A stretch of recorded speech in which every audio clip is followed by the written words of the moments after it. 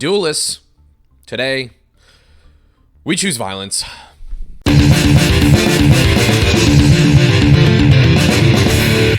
Alright, Runick, let's address the elephant in the room. I have been playing it. I am competitive-minded at heart, so I do want to win. This is one of the best decks, but it is hated and reviled by a majority of the community. So before you flame me in the comments, let's just get that disclaimer out of the way. But we're going to cover it. I've got some gameplay. I want to talk about the deck. So here it is. Runick is a series of quick play spell cards that all do some effect, banish some number of cards off the top of your opponent's deck, or special summon a Runick monster from the extra deck.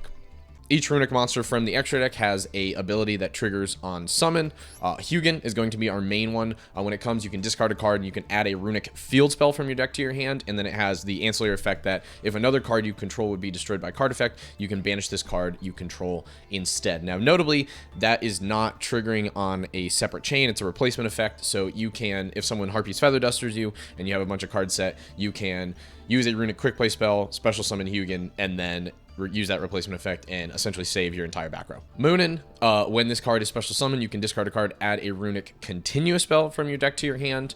We're not actually running that, but I will address that later. And then also when your opponent activates a card or effect that targets Runick control, you can banish this card, negate, and destroy. So this is another instance of protection. Also, you gain 1,000 life points during each end phase because 2,000 but just in the face to kind of block everything isn't enough. We need to gain all this life because, you know, we're going to time. And then lastly, Gary the Runick Fangs cannot be destroyed by card effects. If it's special summoned from the extra deck, you can target a non-quick play Runick spell in your graveyard, add it to your hand. So that's either going to be the field spell or the continuous spell.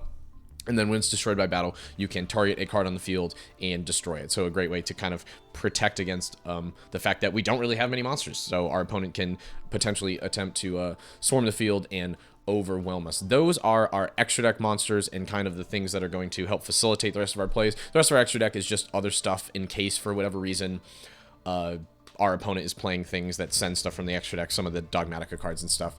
We have Entices and such just for utility. But let's talk about the main deck. This is where a majority of the fun is going to happen.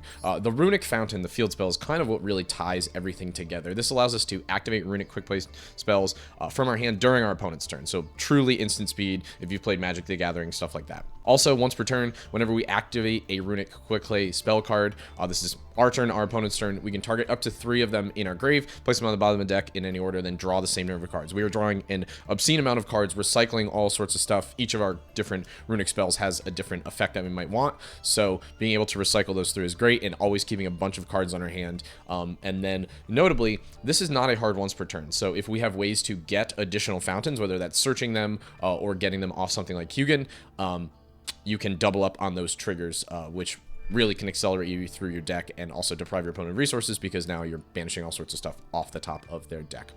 Runick Tip is our searcher, gets us anything as well as banishes 1. Flashing Fire is a destruction for any special summon monster and then banish the top 2. Destruction is a spell trap destruction, as well as banishing the top 4. Freezing Curses is like an imperm, and then banish the top 3. We have Slumber, which is battle protection, as well as preventing things from attack. So you can either use this defensively, well, both ways use it defensively. One, you can protect, say, your Hugin or your Moonin, or you can use this to just prevent one of your opponent's creatures from attacking. Slumber banishes equal to the number of cards your opponent controls. So if your opponent has like a full board, you can potentially banish like 10 or 11 or something like that. And then lastly, 1 Droplet and 1 Dispelling. Dispelling is rips a card out of your opponent's hand if they add anything, and then this just draws them a card and then banishes the top 4. So this is the best bang for your buck in terms of number, but obviously it draws them a card. So this is kind of used strictly as a finishing, and hence why we're only playing 1 of each of these, is that they're not super useful just playing a control game, but the rest of these, obviously Spell Trap, Destruction, Monster Destruction, very important. Now let's talk about the bad part of the deck, the way that we make sure that we can maintain our control strategy. We're playing a ton of Floodgates, right? So we've got Triple Kaiser Coliseum. Usually turn 1, you're going to be wanting to get out the Hugin so that you can get to the field spell, or potentially a Gary if you already have field spell in hand. We've got Skill Drain. We don't really care if our things are triggering. We're not going to, we don't need the extra 1,000 life. And then Gary is probably the most important one, but that triggers in the grave. When it's sent to the grave, it will destroy something on field, so that's fine. We've got 2 Rivalry, 2 goes in, and then Triple there can be only 1, backed up by 3 Solemn Judgment, just in case there's like Harpy's Feather Duster, and we don't have Hugin or anything out. Finally, newly limited also have Card of Demise. Obviously, we can set a bunch of our floodgates, Card of Demise, draw a bunch of cards, and then we're good to go. You do have to make sure that you manage the fact that you're going to have to discard at the end of the turn, because a lot of times you just want to hold a bunch of things since you have Fountain and you can activate from the hand. That's pretty much the deck in a nutshell. It's all about getting to that mill out condition, or more likely your opponent will concede once you've got the lockdown, but basically managing your fountain triggers so that you're always drawing 2 or 3 cards, you're continually cycling through your deck, managing your searches with stuff like tip so that you can get the right thing that you need at the right time, as well as just kind of playing control and getting into, a lot of times, getting into those floodgates. And if you can set up 1 or 2, usually you're pretty good and can kind of keep things on lock, at least long enough for you to draw into stuff. But you always want to get to the fountain, start cycling through your deck. So that's basically how the deck works. I've got some gameplay after this. I'm not going to commentate it, but did think it was relevant to talk about the deck since it's presently top tier on the ladder. You're going to run into it.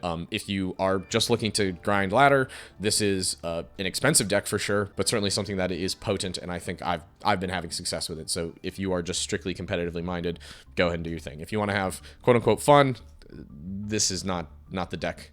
Well, I don't know, maybe you have fun playing this deck, but it's not super fun to play against. Although I will say the Runick Mirror, I think, is very interesting. That comes into where the continuous spell is.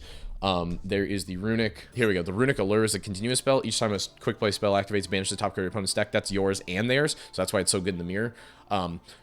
If this comes out in the mirror, you have to get rid of it right away, or you will lose. So that is a little pro tip there. Get rid of that, but then other than that, just making sure that you always have a monster out for Kaiser Coliseum is super important.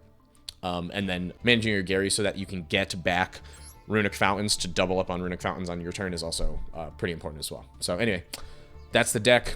Oh, and I have to flex that I have like a bunch of Royal Rares, even though they're all heinous cards. But that's the deck. Enjoy the gameplay. I'll see you in the next one.